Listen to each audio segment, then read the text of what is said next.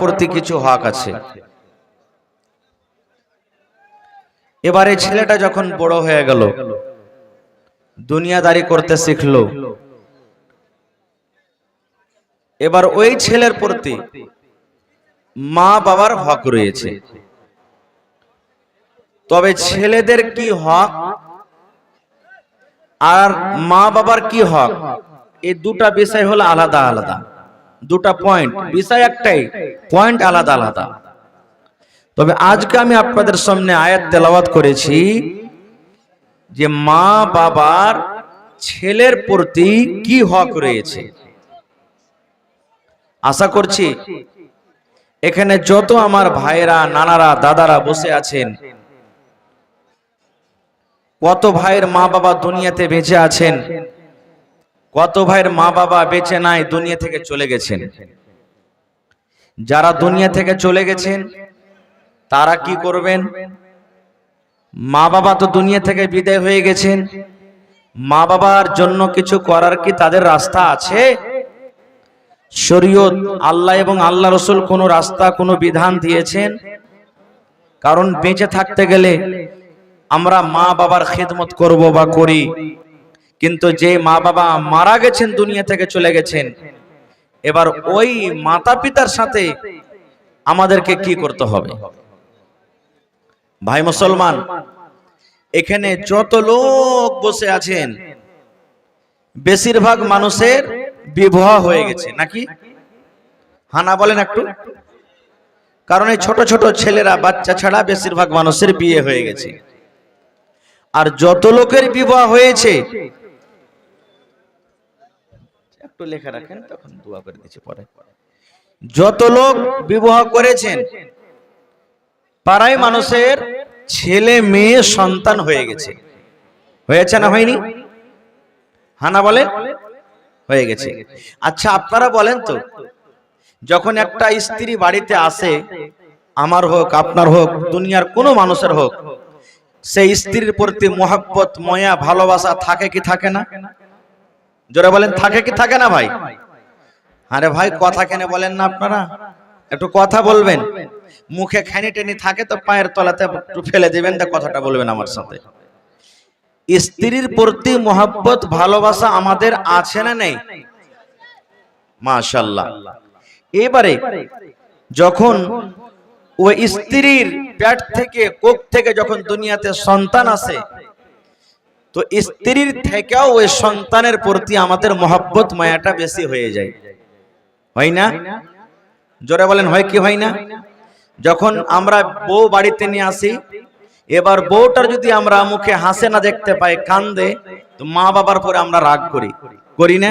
এত মায়া থাকে, এত মায়া থাকে, এত মায়া থাকে যে মা বাবার প্রতি আমরা রাগ করে, লড়াই করে, ঝগড়া করে, নাই অন্যায় কথা বলে দিই। এবার ওই স্ত্রীর প্রতি এত মহব্বত, ভালোবাসা, সুবহানাল্লাহ। যখন স্ত্রীর পেট থেকে যখন সন্তান হয়ে যায়, আর ছেলেটা যদি কান্দে, তাহলে স্ত্রীটাকে কি করি? গেল দি নাকি? এই বদমাহিস, এই কমিনি। কত ভাই তো একবারে ওর মুখে লাগাম নাই, উল্টা সিধা করে ওকে গেল দিবার, মাকে গেল দিবার, সারা খানদানকে গেল দিবে একবারে লম্বা সুরে। হ্যাঁ, হালির বেটি হালি কুন্ডে গেছে দেখি, একবারে লম্বা করে গেল দিবে। হ্যাঁ, মানে ওকে গেল দিলে, ওর মাকে গেল দিলে। আর মানে কি? স্ত্রীর থেকে তখন ছেলেটার পরে মহব্বত, মায়া বেশি হলো, তার কারণে না গেল দিছে ভাই। হ্যাঁ, মহব্বত করতে হবে, স্ত্রীকে ভালোবাসতে হবে, স্ত্রীর সাথে মহব্বত করতে হবে। আপনি যদি মহব্বত না করেন, কে মহব্বত করবে? আপনার স্ত্রী, আপনি বহু করে স্ত্রী করে বাড়িতে নিয়ে আসলেন, আর আপনি যদি তাকে মহব্বত, ভালোবাসা না দেন, আর পড়োশির একটা ছেলে যদি মহব্বত, ভালোবাসা যদি দেয়, তাহলে তারপরে বিচার বসবে না? বসবে না? জোরে বলেন, বিচার বসবে না? বসবে না? এমন মহব্বত, ভালোবাসা করতে হবে যে আপনার মাথাতে যদি ব্যথা হয়, মাথাখানটা কে দেবে দেয়? স্ত্রী দেবে দেয়। আপনার গা হাতে ব্যথা করছে, কাজ করে এসেছেন, পা ব্যথা করছে, জ্বর বোখার হয়ে গেছে, তেলকে মাখিয়ে দেয়? জোরে বলেন, কথা বলেন ভাই, একটু কে দেয়? স্ত্রী দেয়। এবার যখন স্ত্রীটা কোনোদিন আপনার সামনে বলেছেন যে আমার মাথাতে ব্যথা করছে জি, ডালিমের বাপ, কদমের বাপ, এগুলা মুসলমানের নাম। ডালিমা, কদমে, হদলু, বদলু, পেয়ারা, কালনি, কালঠি, এই মুসলমানের নাম এগুলা। পিঙ্কি, রিঙ্কি, চিঙ্কি, পিঙ্কু, টিঙ্কু, চিঙ্কু, এগুলা মুসলমানের বেশিরভাগ নাম রাখে, যেগুলা শরীয়তে কোনো নাম নয় এগুলা। তো আপনাকে বলি, কোনদিন এই মজলিসের মধ্যে একটা লোক হাত তুলে এরকম ভাবে দেখাইতে পারবেন যে মাওলানা আমার স্ত্রীকে আমি আমার জীবনে ওকে মাথাতে কিংবা গা হাতে তেল মেখে পা হাত টিপে দিয়েছি, এরকম কেউ আছে? নেই। যদি আছে তো বলবে না, কারণ যদি আছে তো শরম লাগবে, হাত তুলিয়েন না, না তো তখন ওকে রাগাইবে। কি কে রাগাইবে? ইসলাম মাইয়ার ভাড়ুয়াবে, দেখ দেখ দেখ দেখ, এই মাইয়ার ভাড়ুয়াই এক নম্বর কার, এরকম ভাবে লোকেরা তাকে রাগাইবে, কথা বলবে। তো ভাইরে, আল্লাহ রাসূলের মহব্বত ভালোবাসা নিজের বিবির সাথে কেমন ছিলেন, একটা মহব্বতের কথা শুনেন। আল্লাহ নবীর স্ত্রী মা আয়েশা রাদিয়াল্লাহু তাআলা আনহা নবীর পাঞ্জরে একদিন বসে আছেন। এই যে আমি চা খাচ্ছি না, মা আয়েশা দুধ খেতেন, দুধ পান করতেন কিংবা পানি পান করতেন। নবীজি দেখছেন আমার স্ত্রী গিলাসে মুখ লাগিয়ে দুধ কিংবা পানি পান করছেন। সুবহানাল্লাহ। মা আয়েশা বলেন, আল্লাহর নবী আমার পাঞ্জরে বসে থাকতেন, আমি গিলাস নিয়ে কটোরা নিয়ে আমি দুধ কিংবা পানি পান করতাম। দয়ার নবী আমার দিকে দেখতেন, আমার বিবি আয়েশা গিলাসের কোন জায়গাতে মুখ লাগায়ে পানি পান করেন, দুধ পান করেন।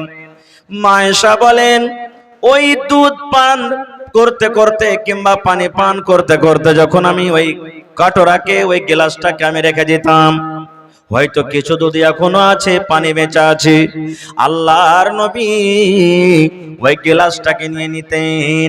মা আয়েশা নিজে বলেন, যেই জায়গাতে আমি ঠোঁট লাগাই, মুখ লাগাই আমি পানি পান করতাম, দয়ার নবী ওই গিলাসটাকে নিয়ে যেই জায়গাতে আমি মুখ লাগাই পানি পান করতাম, দয়ার নবী ওই জায়গাতে মুখ লাগাই পানি পান করতেন।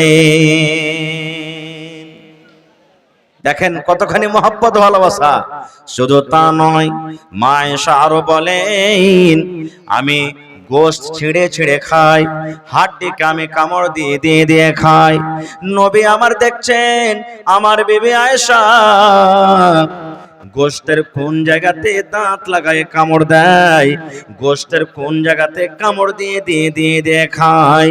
মা আয়েশা রাদিয়াল্লাহু তাআলা আনহা বলেন, আমি ওই খেয়ে যখন ওই পিসটাকে থালাতে রেখে দিলাম, দয়ার নবী পিসটাকে উঠিয়ে নিতেন, আর ওই পিসটাকে উঠিয়ে নেওয়ার পর যেই জায়গাতে মা আয়েশা বলেন আমি দাঁত দিয়ে কামড় দিয়েছি, দয়ার নবী ওই জায়গাতে মুখ লাগাইয়ে কামড় দিতেন।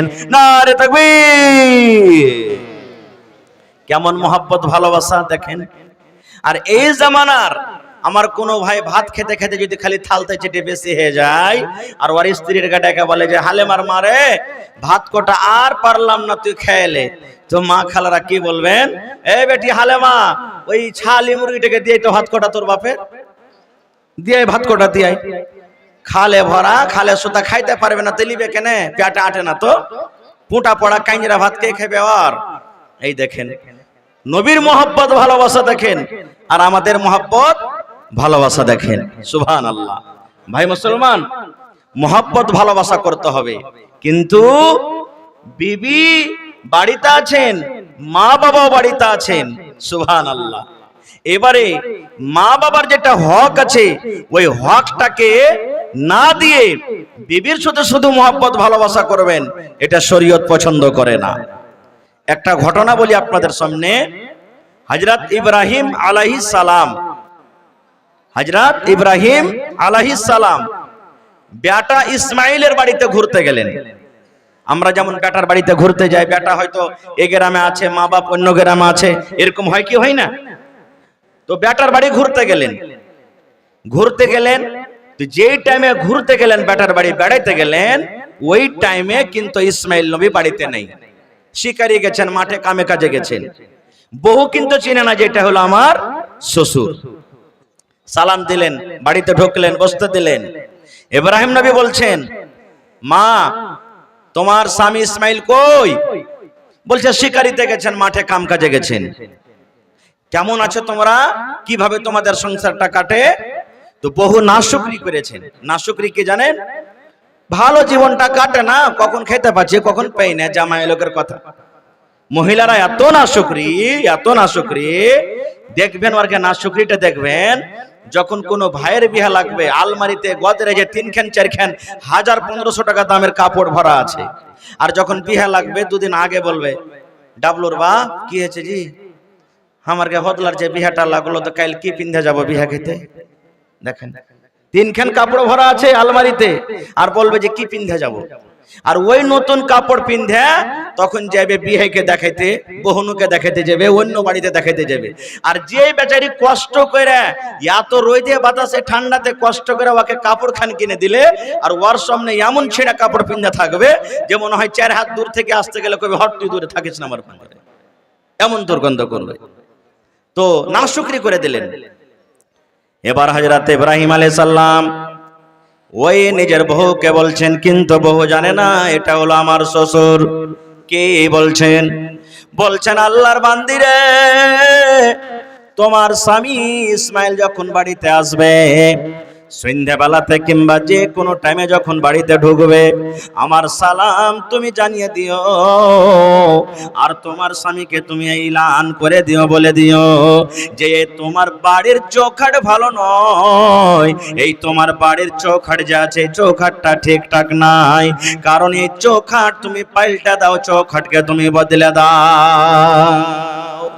তোমার স্বামী যখন বাড়িতে আসবে আমার সালাম দিয়ে দিও, আর ওকে বলিও যে এই বাড়ির চৌখাটটা যেন বদলে লাই। সুবহানাল্লাহ। হযরত ইসমাইল আলাইহিস সালাম বাড়িতে ঢুকলেন, বিবিকে বলছেন, আমার বাড়ি থেকে এসেছিলেন নাকি? না। তো হ্যাঁ, একটা বুড়া মানুষ বাড়িতে এসেছিলেন। কি বলেছেন? বলছে, স্বামী গো, আপনার কথা বলেছেন যখন বাড়িতে আসবে আমার সালামটা তাকে জানিয়ে দিও, আর এই কথাটা বলে দিও এই বাড়ির চৌখাট ভালো নয়, এই দয়া করে যেন ইসমাইল এই চৌখাটটাকে পাল্টে দেয়।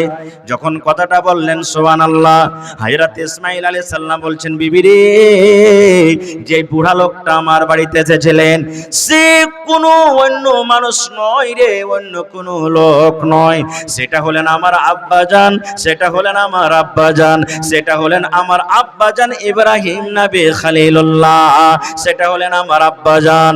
এই আমার ভালোবাসা বিবি, শুনে নাও, তোমার ব্যবহারে, তোমার চরিত্রতে, তোমার আখলাকে আমার আব্বাজান খুশি হয়নি, আমার আব্বাজান নারাজ হয়ে গেছেন, তোমার চরিত্রটা আমার আব্বাজানকে ভালো লাগেনি, এই জন্য আমাকে আদেশ করেছেন যে এই বাড়ির চৌখাট পাল্টে দিও। চৌখাট বলতে বিবিরে তুমি, তোমাকে তালাক দেওয়ার কথা আমার আব্বাজান বলে গেছে। বাড়ির চৌখাট হলে তুমি, তোমাকে তালাক দেওয়ার কথা বলেছেন, যাও তোমাকে তালাক দিয়ে দিলাম, তুমি বাপের বাড়িতে চলে যাও। এই দেখেন সুবহানাল্লাহ, কেমন ছিলেন বাপ আর কেমন ছিলেন বেটা, যে বাপ বেটার কথা শুনে নিলেন আর বুঝে নিলেন যে চৌখাটের মানে কি, আল্লাহুস সামাদ। আর আমাদের বাপ বেটার রিশতা, মোহব্বত, ভালোবাসা কেমন জানতে পারছেন। তাই তো কবি বলছেন, বাপ কা বেটা সরস কা ঘোড়া, কুছ নাই তো থোড়া থোড়া। বাপ যেমন হবে বেটা তেমন হবে। গ্রামের যদি মোড়ল ভালো হয় ওর প্রজা ভালো হবে, দেশের রাজা ভালো হয় প্রজারা ভালো হবে। বাপ ভালো হইতে গেলে অবশ্যই বেটারা ভালো হবেন। বেটারা ভালো হবে না, খারাপ হবে, কিন্তু সবই খারাপ হবে না। যেমন একটা গল্প বলছি, হাদিস কোরআনের কথা নয় এটা, হাদিস কোরআনের এটা কথা নয়, এটা একটা গল্প বুঝার জন্য বলছি। একটা ছেলে রাস্তা দিয়ে হাঁটছে, হাঁটতে হাঁটতে হাঁটতে হাঁটতে দেখেন যে আপনার লাভা স্টেশন, নাকি লাভা স্টেশনে একটা দোকানে খুবই ভিড়, নাস্তার দোকানে খুব ভিড়, এত ভিড় যে দোকানদার মানে আরাম পাই না, যে কখন আমি আরাম করবো, এত ভিড়। ছেলেটা পড়ালেখা ছেলে, ব্যাগ ঘাড়ে আছে। একটা লোককে বলছেন যে হারে ভাই দোকানে ভিড় কিসের হয়েছে? বলছে, বলিস না রে ভাই, এই দোকানে লিট্টির ভিড়, লিট্টি এত বনছে। লিট্টি বুঝেন তো, সামোসা লিট্টি, লিট্টি যেটা হয় বলছে ভাই লিট্টি এতই দোকানের ভালো যে ও বিক্রি করে ওর করতে পারে না। ছেলেটা বলছে যে তাহলে আমিও খেয়ে দেখি কখন আসবো না আসবো। লিট্টির দোকানে ঢুকেছে, ঢুকে বেঞ্চ টেবিলে বসে বলছে যে লিট্টিওয়ালা ভাই আমাকে একটা লিট্টি গেলা দাও তো। যারা হুঁশিয়ার মানুষ, পড়ালেখা বুদ্ধিজীবী মানুষ, খানা খাওয়ার আগে দেখবে যে খানাটা কেমন, কিছু নাই তো খানাতে। এবার যেমনই লিট্টিটা তার সামনে দিয়েছে ভাই, এবার লিট্টিটাকে যেমনই ভেঙেছে দেখছে এখানটা চুল পেয়েছে। তো ওরকমটা কি পেয়েছে? চুল পেয়েছে। তখন বলছে ছেলেটা যে ভাই কেমন লিট্টি দিলি রে ভাই, পাল্টে দে না, অন্য লিট্টি দে, এতে চুল আছে। ওই থালাটাকে হটিয়ে অন্য আরেকটা থালাতে আরেকটা লিট্টি দিয়েছে। দেখছে তো অত এখানটা এত বড় চুল লেগে আছে, এর মাথা খারাপ। বলছে হ্যাঁ রে ভাই ভালো লিট্টি গেলা দেনা রে ভাই, কেমন তুই লিট্টি দিছিস, এতেও যে চুল আছে। থালা খানটাকে হটিয়ে আবার একটা লিট্টি দিয়েছে। দেখছে তো অত এখানটা চুল লেগে আছে। এই ছেলেটা বলছে শালা এর ফ্যাক্টরি দেখবো, ই কোন ফ্যাক্টরিতে লিট্টি হয় যে যেটাই পাচ্ছি ওইটাতেই চুল পাচ্ছি। আর সব মানুষেরা তো নিজের ধনে আছে, খেয়ে চলে যায়, খেয়ে চলে যায়। গরমের টাইম ভাই এক পা দু পা করে হাঁটতে হাঁটতে হাঁটতে ভিতর দিকে চলে গেছে, যে জায়গাতে লিট্টি কড়াইতে হয় চলে গেছে। যাওয়ার পর দেখছে গরমের টাইম, গরমের সময় লিট্টি যে বানায় একটাই মাত্র গাঞ্জি গায়ে দিয়ে আছে, এমনে রস চুইছে, এমনে রস চুইছে, রস মানে পাসিনা ঘাম চুইছে একবারে। কিছু কড়াই তো পড়ে গেছে, পড়বে না, কত মুছবে। এবারে দেখছে তা আশেপাশে আর কেউ মানুষ নাই, একটাই কিন্তু ওই লোকটা আছে।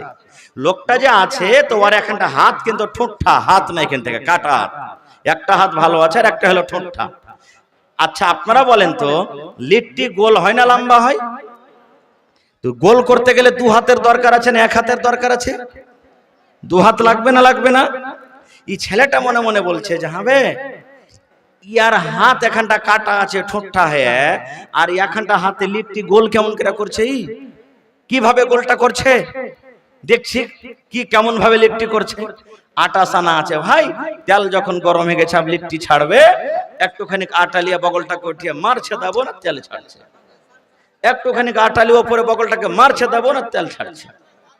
এই দু চারটা যখন ছাড়া হয়েছে সুবহানাল্লাহ, এই গরমের টাইম বগল খানটাকে এরকম ভাবে উঠিয়ে একবারে ঘাসার মাসার শুরু করে দিয়েছে। এবার ছেলেটা দেখছে তো ওর বগলে 3 ইঞ্চি 4 ইঞ্চি লম্বা লম্বা উলার খেড় লেগে আছে। তখন মনে মনে কইছে ছেলেটা যে আর লিট্টিতে চুল থাকবে না তো থাকবে কি, কি থাকবে? মুসলমান ভাই রে, এই ঘটনা শুনে আপনারা হাসলেন, বলার উদ্দেশ্যে বন্ধ আজকে যত আমরা এখানে লোকজন বসে আছি, বেয়াদবি হতে গেলে ছেলে ভাই মনে করে মাফ করবেন। মুসলমানের ঘরে জন্ম নিয়েছি, মুসলমানের ঘরে আমাদের জন্ম, আমরা শরীয়ত মানি, ইসলাম মানি। দেখবেন কত মুসলমান ভাই এমন আছেন ওর গাঞ্জি জামা খুলে চেক করেন, কত ভাই এমন আছে বগলে লম্বা লম্বা হয়ে চলে গেছে, আছে না নেই? ইয়ার মানে বোঝা গেল এটা বাবার কমি আছে, এটা হলো বাবার ভুল। ওই বাবা এই খাসিয়াঘাট মাদ্রাসা, এই মাদ্রাসার মতন যদি মাদ্রাসাতে যদি ছেলেরাকে দিত, আমার মাওলানা যে বসে আছেন সভাপতি সাহেব, এরকম মাওলানার হাতে যদি ছেলের হাত কান ধরিয়ে দিত, ওই ছেলেটা নবীর হাদিস পড়ত, ওই ছেলেটা কোরআন পড়ত, ওই ছেলেটা শরীয়ত পড়ত, আর ওই ছেলেটা জানত যে বগলে লম্বা করে চুল রাখতে হয় না। আল্লাহর নবী বলেছেন উম্মত তোমার যখন কুনি বড় হয়ে যাবে, 8 দিন 10 দিনে তুমি কুনিকে কেটে কেটে ছোট করে নাও, এই মোচটাকে তুমি কেটে ছোট করো, এই দাড়িগুলাকে তুমি বড় করে দাও, আর বগলে তোমার যে চুল হয়েছে এই 15 দিন 20 দিনে 10 দিনে তুমি চুলগুলাকে সাফ করে নাও। নবী বলেছেন উম্মত রে, নর হোক কিংবা নারী হোক, নাভির তলাতে নাভির নিচেতে সারামগার গোড়াতে যে চুলগুলা হয়, লজ্জাস্থানে যে চুলগুলা হয়, 40 দিনের আগে আগে কেটে আপনাকে সাফ করতে হবে। যদি 40 দিন পার করে যায় আর আপনি যদি চুলগুলাকে সাফ না করেন, আপনার দ্বারাতে পাপ হয়ে যাবে, গুনাহ হয়ে যাবে। নারে তাকবীর। কেন বললাম যে এখানে বাপের ভুল আছে, বাপের দোষ আছে। দেখবেন আগেকার মায়েরা খালারা আল্লাহর রহমতে এখন মেলা কিছু সহি কাজে আমরা করছি বা সুধরে গেছে। 10 বছর 15 বছর যত বাপজি পিন্ডালে মায়েরা খালারা আছেন দেখবেন, ছেলেরা যখন আইগিনাতে পেশাব করতে রাতের বেলা তিনি যেত, তখন ওরা একটা দোয়া শিখাইতো। ছেলেটা ঢুলছে, চোখ ঢুলমুল করছে, উল্টা পড়ছে সাইডে, এবার ছেলেটাকে মা মারতো কাকে এক হুড়া আর বলতো রে মোর বেটা মোর দোয়া পড় না বিছানে কেন মুচ্ছিস। কি দোয়া শিখাইতো জানেন? 1 বাত্তা 2 বাত্তা 3 বাত্তা ঘর সুত্তা বাহির মুত্তা। শেখাতো না? শেখাতো না? 1 বাত্তা 2 বাত্তা 3 বাত্তা ঘর সুত্তা বাহির মুত্তা। এই মুসলমান, ওই মা যদি জানতেন, ওই মা যদি পড়ালেখা হতো, ছেলেরাকে 1 বাত্তা 2 বাত্তা জীবনে শেখাতেন না। মা বলতেন আব্দুল্লাহ রে, এই আব্দুর রহমান, খালেদা, জায়েদা, হালেমা বেটিরে শোন, আল্লাহর নবী বলেছেন যখন তোমার পেশাব পায়খানার দরকার হবে, পেশাব পায়খানাতে বসার আগে আগে তোমাকে একটা দোয়া পড়িতে হবে। কি দোয়াটা? বিসমিল্লাহি আল্লাহুম্মা ইন্নী আউযু বিকা মিনাল খুবুসি ওয়াল খাবাইস। এটা না দোয়া? এটা না দোয়া? হ্যাঁ, সবাই জানি না এটা দোয়া, জানি না। এই দোয়া থেকে দূর আছি। কত লোককে ভাই দেখেছি দাঁড় হয়ে পেশাব করছে, এদিকে সিগারেট টানছে, তাও সিগারেট টানছে, বিড়ি টানছে, গল্প করছে। কত ভাইকে দেখেছি। ভাইরে, আমি কথাটাকে ওদিকে না দিয়ে লাইনে আসি যে মা বাপ যেমন হবে ছেলেটা, কত ভাইকে দেখবেন এই কথাটা বলবে, ওর যখন ব্রেন টনিক খাওয়ার মনে হবে। ব্রেন টনিক বুঝেন তো? জি না, ব্রেন টনিক ইয়ার নাম হলো, যাকে আমরা খাইনি বলি, ইয়ার নাম আমি ব্রেন টনিক রেখেছি। লিভার টনিক হয়, মেলাই টনিক হয়, ব্রেন টনিক। দেখবেন ভাইরা যারা খাইনি খেয়েছে না, এর ব্রেন কাজ করবে না, আমি নিয়ে এক চুটকি তখন দেখছি কাজ কেমন করে হয়েছে, দেখছি। এর নাম ব্রেন টনিক। কত ভাইকে দেখবেন ছেলেকে বলবে, নিজের সন্তানকে বলবে, এই আব্দুল্লাহ লাগা তো একবার দে, মশলা মালপানি গেলা লাগা একবার। কত ভাই বলবে, বেটারে ওই কুঠির ওপরে শিকার ওপরে বিড়ি থাওয়া আছে, একটা ধরিয়ে লিয়ে তো। ছেলেটা বিড়ি ধরাইতে পারে না। আব্বাজি কেমন করে ধরবে? আগুন নাই, দেড় সাল আর খ্যাপা, তোর হুঁশ বুদ্ধি কিছু নাই, এক টান দেনাবে আপনি ধরবে। এই যে দেখেন ভাই, ছেলেরাকে যদি এরকম আপনি ছোট থেকে এরকম যদি জ্ঞান বুদ্ধি দেন, ওই ছেলেটা বড় হয়ে আপনার মতন হবে না? হবে না? জোরে বলেন, হবে না? হবে না?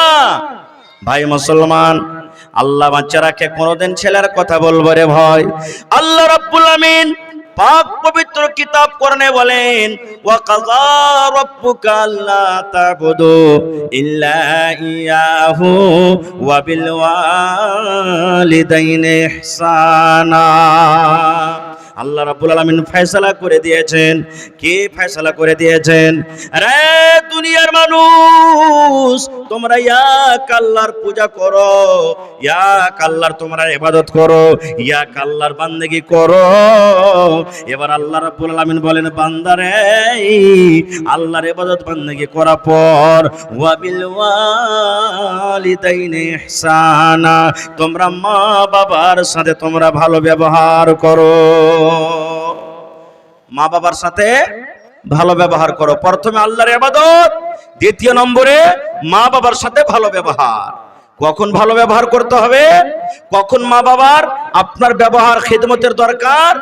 আপনার আব্বা খাটতে পারছেন, দোকানদারি করতে পারছেন, মাঠে চাষ করতে পারছেন, তখন যদি তার ইবাদত, তখন যদি তার খিদমত না করেন, তার কিছু যায় আসে না, কারণ খাটতে পারে।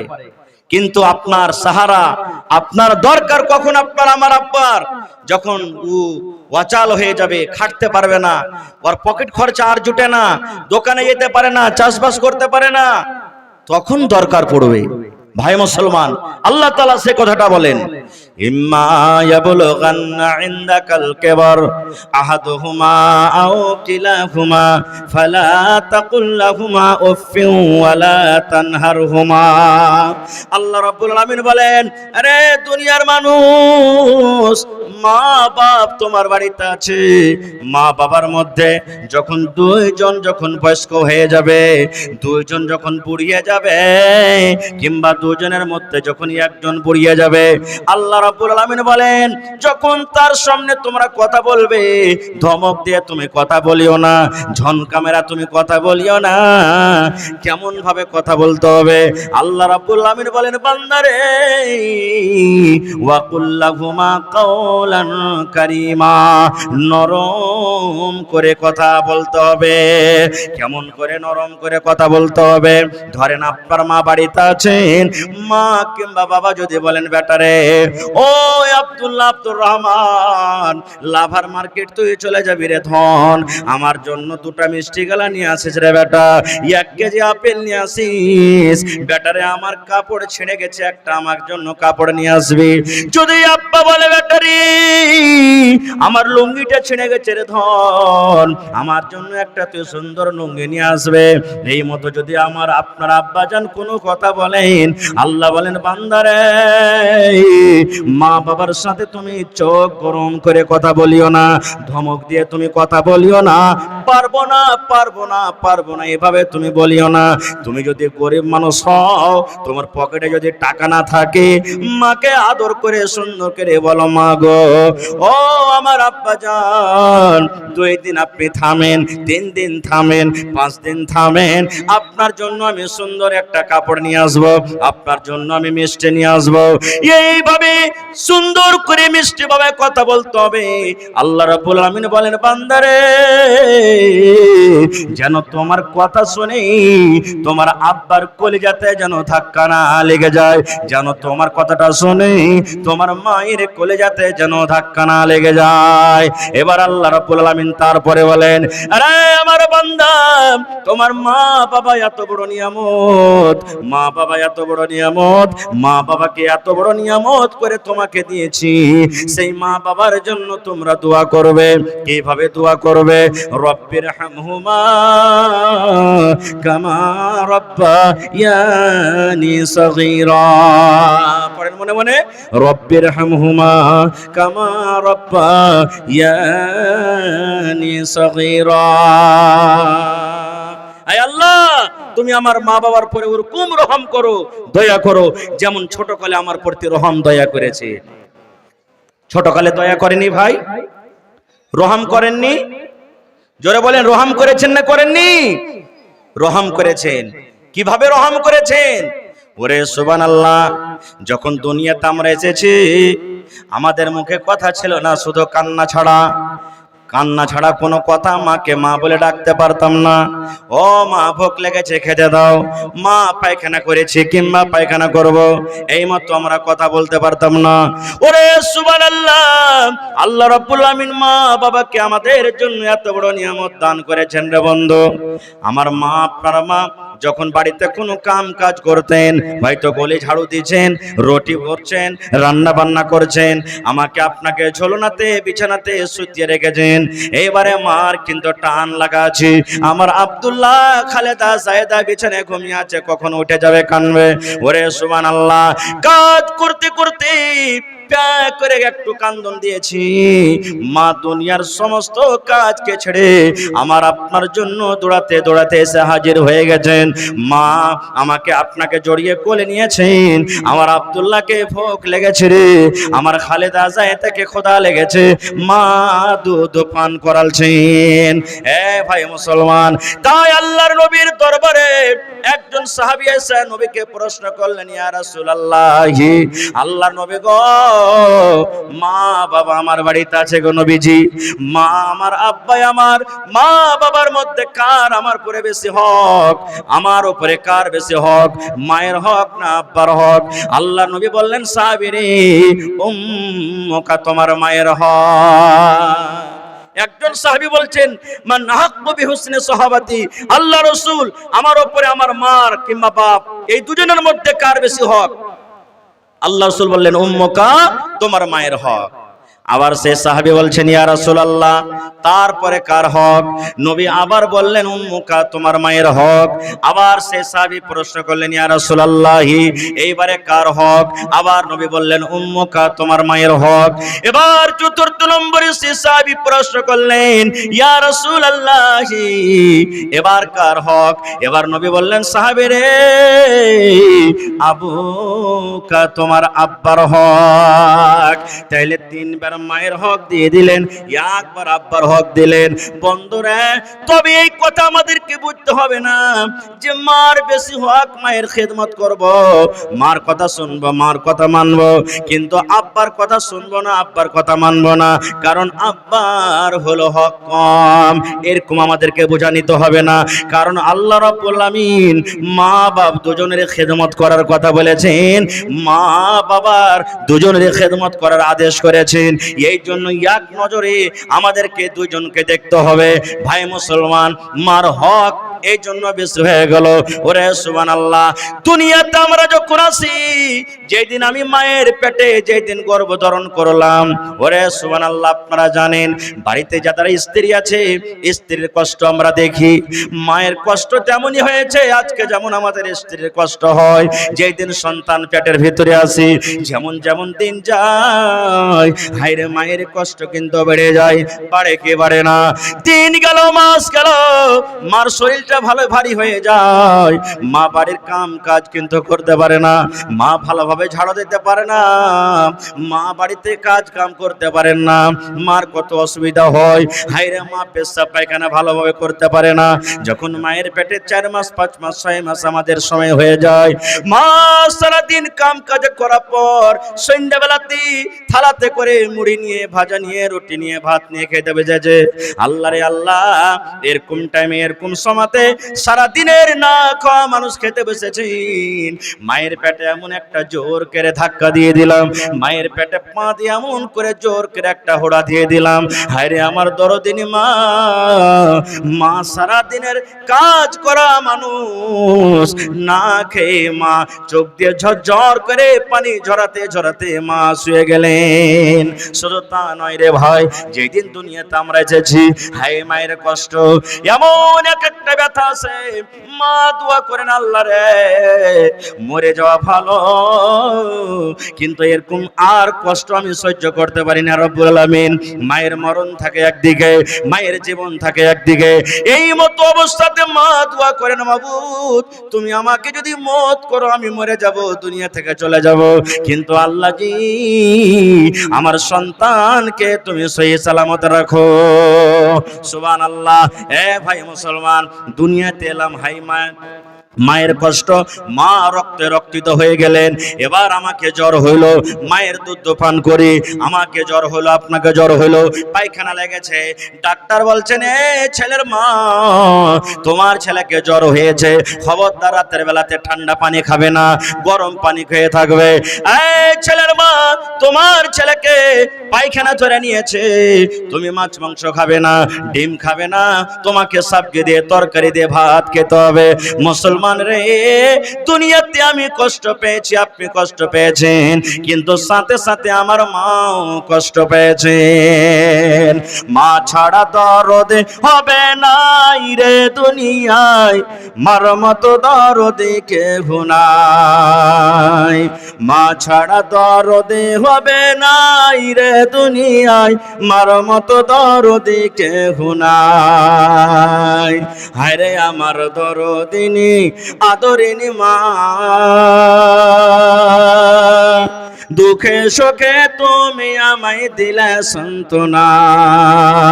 হায়রে আমার দরদিনী আদরিনী মা, দুঃখে সুখে তুমি আমায় দিলে সান্ত্বনা। মায়ে বুকেতে জোড়াইয়া আমায় দিল সান্ত্বনা রে মাবুদ, মার মতন দরদে কেউ নাই, মা ছাড়া দরদে হবে নাই রে দুনিয়ায়, মার মতো দরদে কেউ নাই। দুনিয়ায়। আমি ব্যথা পাইলে দেখতাম মায়ের চোখে পানি, রাখতো সাদা কাছে কাছে ডাকতো জাদুমণি। আমি ব্যথা পাইলে দেখতাম মায়ের চোখে পানি, রাখতো সাদা কাছে কাছে ডাকতো জাদুমণি।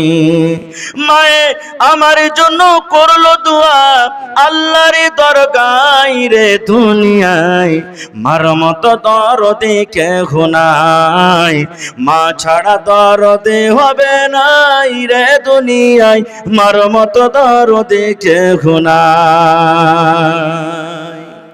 ভাই মুসলমান, মার যদি খিদমত সেবা করেন আখিরাতে আল্লাহ তাআলা তো বদলা দিবেনই দিবেন, দুনিয়া তো আল্লাহ মুসিবত থেকে বাঁচিয়ে নেবেন। এটা বিশ্বাস রাখেন? বিশ্বাস আছে কি? এর প্রমাণ হাজী মাওলানা, এর কি প্রমাণ আছে? জি, বুখারী মুসলিমের হাদিস। হাদিসটা হলো খুবই লম্বা, শর্টে আমি 2 মিনিটে শেষ করব।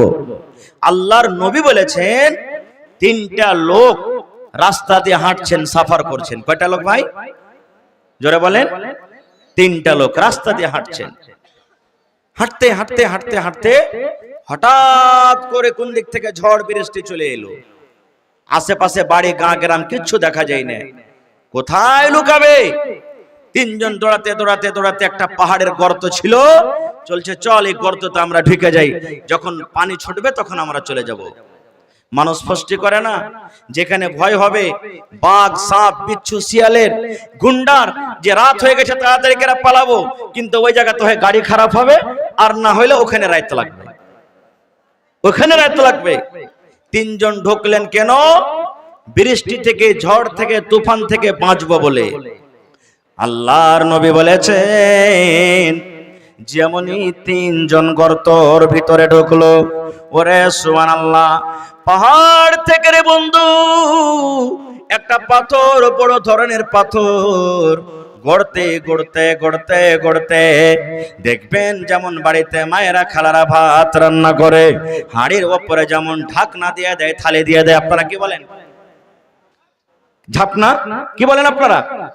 ঢাকন দিয়ে দেয়, হাঁড়িটার মুখকে বন্ধ করে দেয়।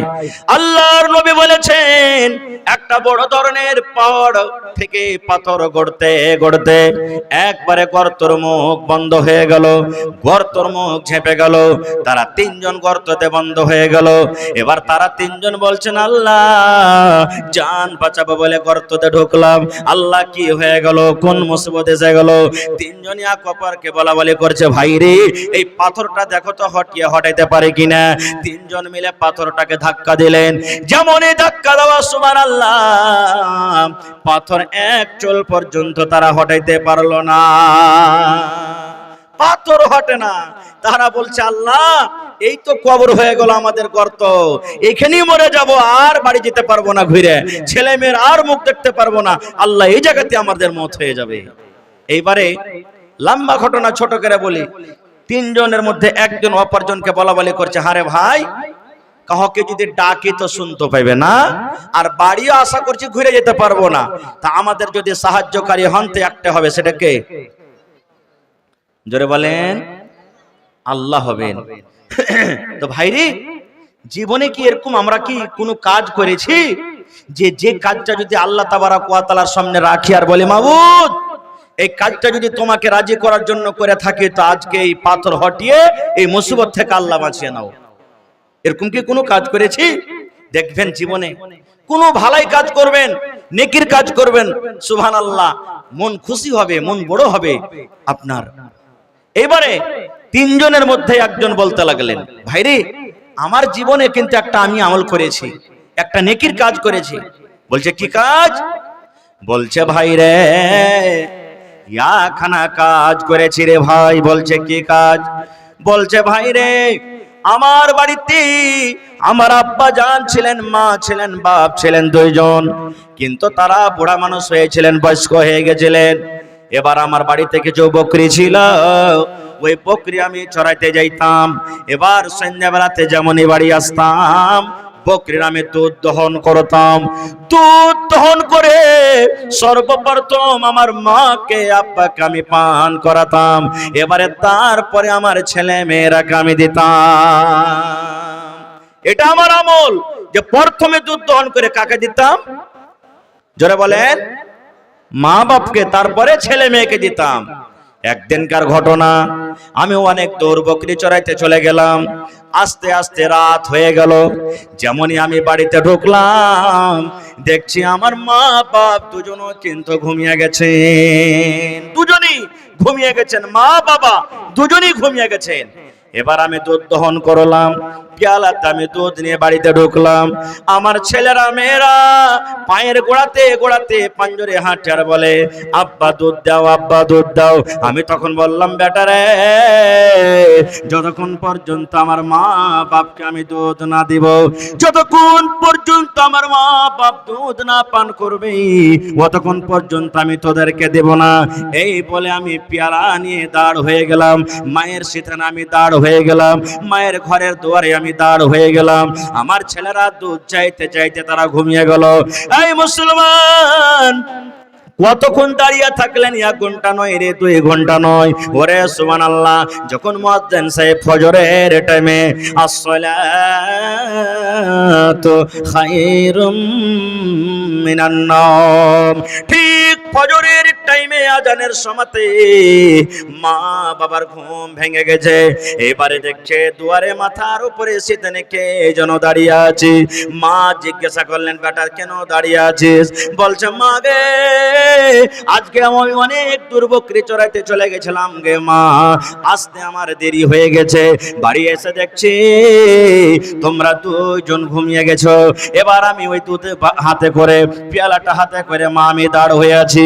আমি ভাবলাম, এই আমার মা জাগবে, এই দুধ দিব, এই আমার মা জাগবে, আমি দুধ দিব। কিন্তু মা তোমরা জাগতে পারলে না, আমি পেয়ালা নিয়ে দাঁড় হয়ে আছি। মা বলছে, বেটা রে, তুমি কেন ঘুমিয়ে যাওনি রে ছেলে, কেন তুমি ঘুমিয়ে যাওনি? বলছে, মা গে, এই জন্য আমি ঘুমাইনি গে মা, যদি রাতের বেলাতে ক্ষুধার কারণে যদি তোমরা আমাকে ডাকতে, আব্দুল্লাহ, আব্দুর রহমান রে, দুধ নিয়ে রে বেটা, দুধ নিয়ে আয়, আর আমি যদি ঘুমের অবস্থায় থাকতাম, আমি যদি জাগতে না পারতাম, তাহলে মা ওই টাইমে আল্লাহ রাব্বুল আমিন নারাজ হয়ে যেত আমার উপরে। আর আল্লাহ যার পরে নারাজ হয়ে যাবে, তার দুনিয়া আখিরাত বরবাদ হয়ে যাবে। এই জন্য মা আমি দুধের পেয়ালা নিয়ে দাঁড় হয়ে আছি। এবার সেই লোকটা বলছেন, আমার মা খুশি হয়ে, আমার মা রাজি হয়ে আমাকে দোয়া দিলেন। কি দোয়া? আল্লাহ, আমার ছেলে আমার জন্য যা করেছে, আল্লাহ আমার ছেলে আমার জন্য রাত্রির বেলাতে যা আমার জন্য করেছে, আল্লাহ মা আমি খুশি হয়ে গেলাম, খুশি হয়ে গেলাম। আল্লাহ তুমি খুশি হয়ে যাও, আল্লাহ তুমি আমার ছেলের পরে রাজি হয়ে যাও। মা দোয়া করলেন, আল্লাহ আমার খিদমত করার কারণে, আমার সাথে ভালো ব্যবহার করার কারণে, আল্লাহ আমার ছেলে, আমার কলেজার টুকরা সন্তান, দুনিয়ার যদি কোনো মুসিবতে পড়ে যায়, দুনিয়ার যদি কোনো বিপদে পড়ে যায়, আল্লাহ এই আমলের কারণে সেই মুসিবত থেকে তুমি উদ্ধার করে দিও। আল্লাহর নবী বলেছেন, ওই লোকটা যখন এই কথাটা বলা হলো, এবার আল্লাহকে বলছে, মাবুদ রে, এই আমার পাক পরওয়ারদিগার, আমি এই কাজটা যদি তোমাকে রাজি করার জন্য আল্লাহ করে থাকি, এই কাজটা যদি তোমাকে আমি সন্তুষ্টি করার জন্য করে থাকি, আল্লাহ এই যে গোফাতে, এই গর্ততে আমরা ঢাকা পড়ে গেছি, আল্লাহ তুমি দয়া করে এই পাথরটাকে তুমি হটিয়ে দাও। আল্লাহর রাসূল বলেছেন, যেমনই একজনের বলা হলো যে এই পাথর 3 জন মিলে হঠাৎ দূরের কথা 1 চুল পরিমাণ হটাইতে পারলো না, হিলাইতে পারলো না। এবার ওই পাথরটা সরসর করতে করতে করতে করতে 3 ভাগ করে 1 ভাগ পাথর হয়ে গেল। নারে তাকবীর! হয়নি, হবে না, হতে পারে না, আমার নবীর সাথে কারো তুলনা, হয়নি, হবে না, হতে পারে না, আমার নবীর সাথে কারো তুলনা। হায়রে তুলনা তো দূরের কথা, ছায়াও মিলে না, হয়নি, হবে না, হতে পারে না, আমার নবীর সাথে কারো তুলনা, হয়নি, হবে না, হতে পারে না, আমার নবীর সাথে কারো তুলনা। সকল প্রিয় নবী রাসূল ছিলেন খোদার দেবানা, দু নয়নে দেখব খোদা ছিল তামান্না। আরে মোর নবীকে ডেকে নিলেন, আরে মোর নবীকে ডেকে নিলেন, দেখবে রব্বানা। হয়নি, হবে না, হতে পারে না, আমার নবীর সাথে কারো তুলনা। হয়নি, হবে না, হতে পারে না, আমার নবীর সাথে কারো তুলনা। ইউসুফকে দেখে যারা আঙ্গুল কেটেছে, তারা কি আমার নবীর রূপ দেখেছে? ইউসুফকে দেখে যারা আঙ্গুল কেটেছে, তারা কি আমার নবীর রূপ দেখেছে? আরে দেখতো যদি কেটে দিত, আরে দেখতো যদি কেটে দিত কলিজাখানা। হয়নি, হবে না, হতে পারে না, আমার নবীর সাথে কারো তুলনা। হয়নি, হবে না, হতে পারে না, আমার নবীর সাথে কারো তুলনা। যার শানে আল্লাহ তাআলা করলেন ঘোষণা, খলকে আজিম আমার শাহে মদিনা। যার শানে আল্লাহ তাআলা করলেন ঘোষণা, খলকে আজিম আমার শাহে মদিনা। মুসলমানে নবী ছাড়া কিছুই মানে না, মুমিনে কোরআন ছাড়া কিছুই বোঝে না। হয়নি, হবে না, হতে পারে না, আমার নবীর সাথে কারো তুলনা। হয়নি, হবে না, হতে পারে না, আমার নবীর সাথে কারো তুলনা। নারে তাকবীর। মা বাপ যাদের বেঁচে আছে খিদমত করতে হবে। একজন সাহাবী এসে বলছেন, ইয়া রাসূলুল্লাহ, নবী গো, মা আমার দুনিয়াতে নাই। মা দুনিয়াতে নাই, মারা গেছেন। মা হয়তো বেঁচে থাকতে গেলে আমাকে কিছু আদেশ করতেন। মা মারা গেছেন, কবরে চলে গেছেন। মা কবরে কি হালাতে আছে জানি না, মার জন্য কি কিছু করতে পাবো না, মার জন্য কি কিছু করা যায়? আল্লাহ নবী বললেন, সাহাবী রে, মা তোমার কবরে চলে গেছে রে বাবা, মা কবরে ঘুমিয়ে আছে। মায়ের জন্য তুমি দান করো, মায়ের জন্য তুমি সাদকা করো। দান করতে গেলে আল্লাহ রাব্বুল আলামিন অনলাইন তোমার মায়ের কবরে আল্লাহ পৌঁছে দেবেন।